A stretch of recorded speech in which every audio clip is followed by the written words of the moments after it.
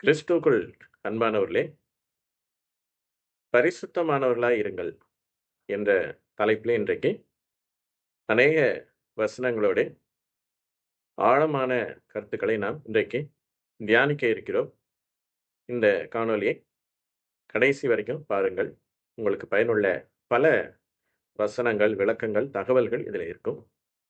இப்பொழுது செய்திக்குள்ளாக நாம் கடந்து செல்லலாம்.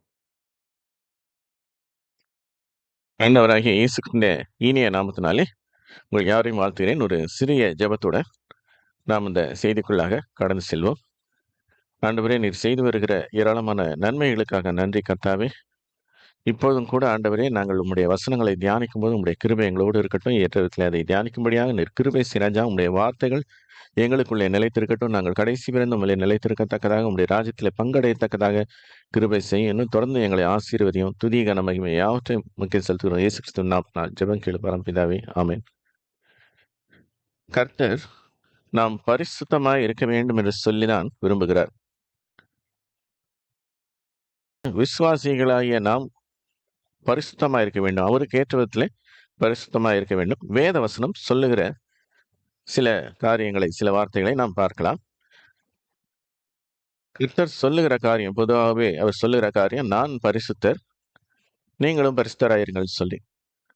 லேவியராகமம் 11:44 பார்க்கும்போது, நான் உங்கள் தேவனாகிய கர்த்தர், நான் பரிசுத்தர், ஆகையால் தரையில் ஊறுகிற எந்த பிராணியும் உங்களிலும் உங்களை தீட்டுப்படுத்தாமல் உங்களை பரிசுத்தமாக்கிக் கொண்டு பரிசுத்தராய் இருப்பீர்களாக. அடுத்த வசனம், அதுலேயும் நான் கர்த்தர், கடைசியில முடிவில் பார்த்தீங்கன்னா நான் கர்த்தர், சரியா, நான் பரிசுத்தர், ஆகையால் நீங்களும் பரிசுத்தராய் இருப்பீர்களாக. லேவியராகமம் 19:2, சரியா, அதில் எப்படி இருக்கு? நான் பரிசுத்தர், ஆகையால் நீங்களும் பரிசுத்தராய் இருங்கள். 22:32 பார்க்கும் பொழுது, நான் இஸ்ரவேல் புத்திரர் நடுவிலே பரிசுத்தர் என்று மதிக்கப்படுவேன், நான் உங்களை பரிசுத்தமாக்குகிற கர்த்தர் என்று சொல்லி அவர் என்ன சொல்கிறார்? என் நாமத்தை பரிசுத்த குலைச்சல் ஆக்காதிருப்பீர்களாக அப்படின்னு. அடுத்தது ஏசாயா 57:15 நித்தியவாசியும் பரிசுத்தர் என்னும் நாமம் உள்ள உன்னதமானவர் என்று சொல்லி அந்த வசனம் நமக்கு குறிப்பிடுகிறது. அப்படிப்பட்ட பரிசுத்தமுள்ள கர்த்தர் எங்கே வாசம் பண்ணுகிறார் அப்படின்னு சொன்னா, நொறுங்குண்ட பணிந்த ஆவியுள்ளவர்களிடத்தில் வாசம் பண்ணுகிறேன் அப்படிங்கிறார். சரியா, நான் பணிந்தவர்களின் ஆவியை உயிர்ப்பிக்கிறதற்கும் நொறுங்கினவர்களின் இருதயத்தை உயிர்ப்பிக்கிறதற்கும் நொறுங்குண்டு பணிந்த ஆவி உள்ளவர்களிடத்தில் வாசம் பண்ணுவேன் என்று சொல்லி. அப்ப பரிசுத்தமுள்ள கர்த்தர் நொறுங்கிய இதயம் உள்ளவர்கள் மத்தியிலே அவர்களிடத்திலே வாசம் பண்ணுகிறார். எசேக்கியேல் 38:16 அதை என்ன சொல்லப்பட்டிருக்கு? நான் பரிசுத்தர் என்று விளங்கப்படுகிறதுனால் அப்படின்னு சொல்லப்பட்டிருக்கு. 39:27 அதுலேயும் நான் பரிசுத்தர் என்று விளங்கும் போது அப்படின்னு சொல்லப்பட்டிருக்குது. ஓசியா 11:9 அதுலேயும் அப்படியே கர்த்தர் தன்மை பரிசுத்தர் என்று சொல்லுகிறார். 1 பேதுரு 16 நான் பரிசுத்தர், ஆகையால் நீங்களும் பரிசுத்தராயிருங்கள் என்று எழுதியிருக்கிறதே அப்படின்னு இந்த வசனம் சொல்லுகிறது. அதாவது பழைய ஏற்பாட்டினுடைய இந்த வசனங்களை எல்லாம் மேற்கோளாக காட்டி, அந்த வசனங்கள்லாம் இப்படியாக நான் பரிசுத்தர் என்று சொல்லி இருக்கிறது, இந்த மாதிரி, ஆகையால் நீங்களும் பரிசுத்தராயிருங்கள் என்று அப்படியாக எழுதியிருக்கிறது என்று புதிய ஏற்பாட்டிலே பேதுரு அவர்கள் எழுதி வைத்திருக்கிறார்கள். சரி, இந்த விதமாக கர்த்தரை பரிசுத்தர் பரிசுத்தர் என்று சொல்லக்கூடிய வார்த்தைகள் அவை 9 இடங்களிலே, குறைந்தபட்சம் 9 இடங்களிலே வருகின்றன. அவர் கர்த்தர் கேருபீன்களாலும் சேராபீன்களாலும் பரிசுத்தர் பரிசுத்தர் என்று நித்தமும் துதிக்கப்படத்தக்கவர். அடுத்தது இந்த வசனங்களையும் பாருங்கள். யாத்திராகமம் 3:13 அப்பொழுது மோசே தேவனை நோக்கி, நான் இஸ்ரவேல் புத்திரரிடத்தில் போய் உங்களுடைய பிதாக்களுடைய தேவன் உங்களிடத்தில் என்னை அனுப்பினார் என்று அவர்களுக்கு சொல்லும்போது அவருடைய நாமம் என்ன என்று அவர்கள் என்னிடத்தில் கேட்டால் நான் அவர்களுக்கு என்ன சொல்லுவேன் என்றான். 14 என்ன சொல்லுகிறது? அதற்கு தேவன் இருக்கிறவராக இருக்கிறேன் என்று மோசேயுடனே சொல்லி, இருக்கிறேன் என்பவர் என்னை உங்களிடத்தில் அனுப்பினார் என்று இஸ்ரவேல் புத்திரரோடே சொல்வாயாக என்றார். இந்த இடத்துல நாம் கவனிக்க வேண்டியது என்னன்னு சொன்ன, கர்த்தருக்கு என்று பண்புகள் உண்டு. மனிதர்களுக்கு குணங்கள் இருப்பது போல கர்த்தருக்கும் பண்புகள் உண்டு. அவருக்கு குணம் என்று சொல்லி பல குணங்களை சொல்லலாம். ஆனால் எல்லா குணங்களும் எதிலே அடிப்படையா இருக்கிறது? அவர் பரிசுத்தர் என்பதிலே, அந்த அடிப்படையிலே இருக்கிறது. எல்லாத்துக்கும் பேஸாக அடிப்படையா இருப்பது அந்த பரிசுத்தமான தன்மை. கர்த்தர் அன்புள்ளவர், அவர் இரக்கமுள்ளவர், அவர் நீதியுள்ளவர், அவர் நீடிய சாந்தம் உள்ளவர். இப்படி நம் வசனத்தை சொல்லிக் கொண்டு போகலாம், அவர் மகிமை உள்ளவர் என்று சொல்லி. ஆனால் அதுல முக்கியமாக அவர் தம்மை எந்த குணாதிசயத்தை அதிகமாக வெளிப்படுத்தி காட்டுகிறார்? அவர் பரிசுத்தமானவர். அசுத்தம் அவரிடத்துல இருக்க மாட்டாது, அவரிடத்துல நெருங்க முடியாது அதாலே அப்படின்னு. அப்ப அப்படிப்பட்ட தன்மையுள்ள கர்த்தர், அந்த அளவுக்கு யாருமே பரிசுத்தர் கிடையாது. சரியா? அப்ப மோசே சந்தித்த கர்த்தர் முதலாவது வேதத்துல நம்ம அப்படி பார்க்கிறோம். அந்த இஸ்ரவேல் மக்களுக்கு யார் மூலமாக கர்த்தர் வெளிப்படுகிறார்? மோசேயின் மூலமாக முட்செடியிலே தரிசனமாக விளங்குகிறார். அப்படி அந்த தரிசனத்திலே அவர் என்ன சொல்லுகிறார்? நீ இஸ்ரவேல் மக்களை அழைத்து கொண்டு நான் காட்டுகிற தேசத்துக்கு போ அப்படின்னு சொல்லி சொல்றார், கட்டளை கொடுக்கிறார். அப்ப மோசே தயங்கி, இப்படி இஸ்ரவேல் புத்திரரிடத்திலே நான் இந்த செயலை நான் அவளிடத்தில் சொன்னால், இந்த காரியத்தை அவள் சொன்னால் அவர்கள் எப்படி என்னை ஏற்றுக்கொள்வார்கள்? எந்த கடவுள் உன்னை அனுப்பினார் என்று சொல்லி கேட்டால் நான் என்ன சொல்லுவேன் அப்படின்னு சொல்லி அவர் கேட்கிறார். ஏனென்று சொன்னால் பல கடவுள்களை அவர்கள் கேள்விப்பட்டு இருக்கிறார். உங்களுடைய பெயரை சொல்லுங்கள், அந்த பெயரை சொல்லி அந்த கடவுள் அழைக்கிறார் என்று சொல்லி. அவருடைய நாமம் அதிசயமானது. அப்படிப்பட்ட கர்த்தர் என்ன சொல்லுகிறார்? நான் தான். சரியா? இருக்கிறவராக இருக்கிறேன் அப்படின்னு சொல்லி ஆங்கில வேதாகமத்தில் ஐ ஆம் தட் ஐ ஆம்னு இருக்கு. நான் தான் அப்படின்னு சொல்லி. அவருக்கு இணை அவர்தான். வேற யாரையுமே உதாரணமாக காட்ட முடியாது. மனிதர்களாகிய நாம் நமக்கு இணையாக காட்டலாம், அது என்னை போல ஒரு மனிதன் சொல்லி, அவரை போல நான் ஒரு மனிதன் என்று சொல்லி நாம் ஒப்பிட்டு காட்டலாம். ஆனால் கர்த்தர் அவருக்கு இன்னொருவரை ஒப்பிட முடியவில்லை, ஒப்பிடக்கூடாது. அவர் நானாகத்தான் இருக்கிறேன் என்று சொல்லி தன்னை பற்றி சொல்லுகிறார். அதே காரியத்தில் நாம் இயேசு கிறிஸ்துவை பார்க்கும் பொழுது அவர் தம்மை அப்படியாக வெளிப்படுத்துகிறார், பல இடங்களில் வெளிப்படுத்துகிறார். அவரை பற்றியும் அவர் பரிசுத்தர் என்று சொல்லப்பட்டிருக்கிறது. அப்போஸ்தலர் 3ஆம் அதிகாரம் 13ஆம் வசனம் இந்த விதமாக சொல்லுகிறது. ஆபிரகாம், ஈசாக்கு, யாக்கோபு என்பவருடைய தேவனாகிய நம்முடைய பிதாக்களுடைய தேவன் தம்முடைய பிள்ளையாகிய இயேசுவை மகிமைப்படுத்தினார். அவரை நீங்கள் ஒப்பு கொடுத்தீர்கள். பிலாத்து அவரை விடுதலையாக்க தீர்மானித்த பொழுது அவனுக்கு முன்பாக அவரை மறுதலித்தீர்கள். பரிசுத்தமும் நீதியும் உள்ளவரை நீங்கள் மறுதலித்து கொலைபாதகனை உங்களுக்காக விடுதலை பண்ண வேண்டும் என்று இப்படியாக நீங்கள் வேண்டிக் கொண்டீர்கள் என்று தொடர்ந்து வசனம் சொல்லுகிறது. அப்ப இயேசு கிறிஸ்துவை பற்றி இந்த வசனங்கள் சொல்லுகிறது, அது பரிசுத்தம் உள்ளவர் என்று சொல்லி. அதுபோலதான் மரியாளிடத்திலே முதல்ல தேவதூதன் வந்த பொழுது அவர் என்ன சொல்லுகிறார்? உன்னிடத்தில் பிறப்பது பரிசுத்தம் உள்ளது எனப்படும் என்று சொல்லி. அதாவது உன்னிடத்துல பிறக்கக்கூடிய அந்த குழந்தை பரிசுத்தமானவர், மற்ற உலகத்துல உள்ள பிள்ளைகளைப் போல இல்லை, உலகத்துல உள்ள மனிதர்களைப் போல இல்லை, அது பரிசுத்தமானது என்று சொல்லி.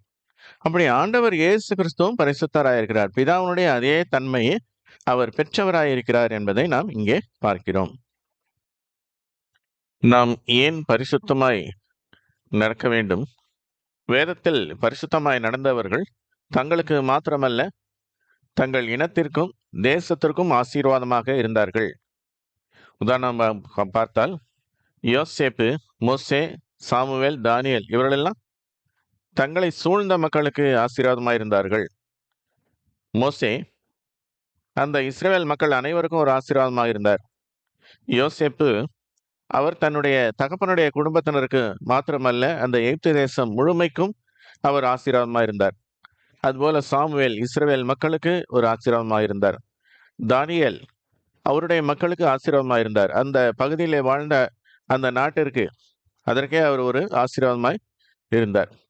அதே நேரத்தில் இந்த பரிசுத்தமாய் வாழாதவர்கள், பாவம் செய்பவர்கள், அவர்கள் தங்களுக்கும் அநேகருக்கும் தீங்கை வருவித்துக் கொள்கிறார்கள். அவர்கள் பாவம் செய்கிறார்கள். அந்த பாவத்தினுடைய விளைவு, அதனுடைய கஷ்டம், துன்பம் எல்லாம் மற்றவர்களும் அனுபவிக்கிறார்கள்.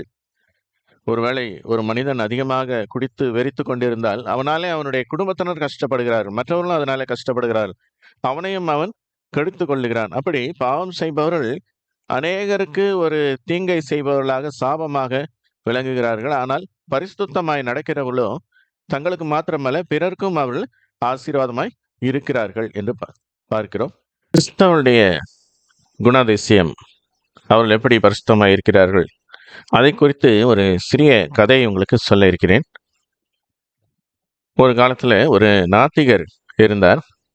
அவர் காட்டு வழியாக நடந்து போய் கொண்டிருந்தார். அப்பொழுது அவர் பார்க்கிறார் மிக மிக உயரமான மரங்கள். அதை பார்த்து ஆச்சரியப்படுகிறார். மிக உயரமான மரங்கள், எவ்வளவு உயரமா இருக்குது அப்படின்னு சொல்லி, எவ்வளவு அருமையாக காற்று அடிக்கிறது என்று சொல்லி. அங்கே நீரோடை சலசலவென்று ஓடிக்கொண்டிருக்கிறது. எவ்வளவு தெளிந்த நீர், அருமையாக இருக்கிறது அப்படின்னு அவர் இயற்கையை ரசித்து கொண்டே போகிறார். அப்படி போகும்பொழுது அவருக்கு பின்பதாக ஒரு புதரிலிருந்து சரசர என்று சொல்லி ஒரு சத்தம் கேட்கிறது. என்ன என்று சொல்லி திரும்பி பார்த்தால் ஒரு கரடி அது இவரை பார்த்து விட்டது. அது இவருக்கு பின்னாலே தொடர்ந்து வருகிறது. இவர் அதற்கு தப்பிக்க வேண்டும் என்று சொல்லி வேகமாக ஓடி வரும் பொழுது அதுவும் துரத்துகிறது. அதை லேசாக திரும்பி பார்த்துவிட்டு மறுபடியும் இன்னும் வேகமாக ஓடுகிறார். அதுவும் இன்னும் வேகமாக ஓடுகிறது. அப்பொழுது அந்த வேகத்துக்கு கரடி மிக அதிகமாக வேகமாக ஓடுவதனால இன்னும் அதிகமாக முயற்சி செய்து ஓடும்போது அவர் தடுமாறி கீழே விழுந்து விடுகிறார். அப்பொழுது அந்த கரடி அவர் மேலேயே தன்னுடைய காலை வைத்து விட்டது. இவர் கடவுளை நம்பாத மனிதர், இவர் ஒரு நாத்திகர். அந்த நேரத்திலும் கூட வானத்தை நோக்கி அண்ணாந்து பார்க்கிறார், தனக்கு ஏதாவது உதவி எங்கிருந்தாவது வருதா என்று சொல்லி. அப்பொழுது திடீரென்று சொல்லி என்ன நடக்கிறது, இந்த காட்டினுடைய அசைவுகள் நின்று விட்டது. காற்று அடிக்கிற அந்த வேகம் அதெல்லாம் நின்று விட்டது. அப்படியே ஃப்ரீஸ் ஆன மாதிரி நின்றுச்சு. தண்ணீர் ஓடுவது நின்று விட்டது. கரடி ஒரு ஓங்கிய கையோடு அப்படியே அது சிலையை போல நிற்கிறது. வானம் அப்படியே, இந்த வானத்திலே ஒரு பிரகாசமான ஒரு ஒளி தோன்றுகிறது. மேகங்களுக்கு நடுவிலே ஒரு குரலும் கேட்கிறது, நீ என்னை உனக்கு உதவி செய்ய வேண்டும் என்று விரும்புகிறாயா? இவ்வளவு காலம் நீ நாத்திகனாக இருந்தாய் என்பதை நீ கொஞ்சம் யோசித்து பார் என்று அந்த குரல் பேசுகிறது. அப்போது அவர் அண்ணாந்து பார்க்கிறார். தன்னை அழைப்பது கடவுள் என்பது புரிகிறது. இப்பொழுது அவர் என்ன செய்கிறார், இவரிடத்துல எப்படி நாம் நாத்திகராக இருந்து விட்டோமே என்று சொல்லி யோசிக்கிறார். எப்படி நாம் உதவி கேட்பது? இங்க வானத்திலிருந்து அந்த குரல் உண்டாகிறது, நீ இவ்வளவு காலம் நாத்திகனாய் இருந்தாய், பலருக்கு கடவுள் இல்லை என்று நீ போதித்து வந்திருக்கிறாய், இப்போது நான் உதவி செய்ய வேண்டுமா உனக்கு என்று சொல்லி கேட்கும்போது இவர் என்ன யோசிக்கிறார், சரி நாம் வேற விதமாக கேட்கலாம் என்று சொல்லி, நான் இவ்வளவு காலம் நாத்திகனாய் இருந்தேன், திடீரென்று உம்மிடத்திலே உதவி கேட்பது சரியா இருக்காது, என்னை இந்த கரடி விட்டுவிட வேண்டும், என்னை காப்பாற்ற வேண்டும் என்றெல்லாம் கேட்க முடியாது. எனவே இந்த கரடியை ஒரு கிறிஸ்தவராக மாற்றிவிடும் என்று சொல்லி, இது ஒரு கிறிஸ்தவனாக மாறிவிட்டால் நல்லது என்று சொல்லி அவர் சொல்லுகிறார். அப்பொழுது உடனடியாக என்ன நடக்கிறது என்று சொன்னால், அந்த ஒளி மறைந்து விடுகிறது, காற்று அடிக்க ஆரம்பிக்கிறது, மேகங்கள் அசைய ஆரம்பிக்கிறது. அந்த கரடி என்ன செய்கிறது, இவர் மேலே 2 காலையும் வைத்துவிட்டு அமைதியாக கண்ணை மூடுகிறது. மூடி வானத்தை பார்த்து அது வேண்டிக் கொள்கிறது, இரக்கமும் கிருபையும் உள்ள கர்த்தாவே, உம்முடைய அளவற்ற களஞ்சியத்திலிருந்து இன்றைக்கு எனக்கு இந்த உணவை தந்ததற்காக உமக்கு நன்றி அப்படின்னு சொல்லுதான். அப்ப இந்த கரடி, கிறிஸ்தவ கரடி, இப்ப அது என்ன செய்யுது, ஜெபம் பண்ணிட்டு சாப்பிட போதும். அப்ப கரடி கிறிஸ்தவனாய் மாறிவிட்டாலும் கூட கரடியினுடைய சுபாவம் மாறவில்லை. உயிர்களை அடித்து கொல்லக்கூடிய அந்த சுபாவம் அதற்கு மாறவில்லை. அதுபோலதான் மக்கள் கிறிஸ்தவர்களாக மாறினாலும் அதே விதமான பாவ காரியங்களை அவர்கள் பின்தொடர்கிறார்கள். அவர்கள் வட்டிக்கு கடன் வாங்குகிறார்கள், ஆடம்பர வாழ்க்கை நடத்துகிறார்கள், பெருமை உள்ளவர்கள், ஏமாற்று உள்ளவர்கள், ஜோசியம் பார்க்கிறவர்களாக, கோபப்படுகிறவர்களாக, இப்படி பல காரியங்களை தங்களுக்குள்ளே அப்படியே வைத்து கொண்டிருக்கிறார்கள்.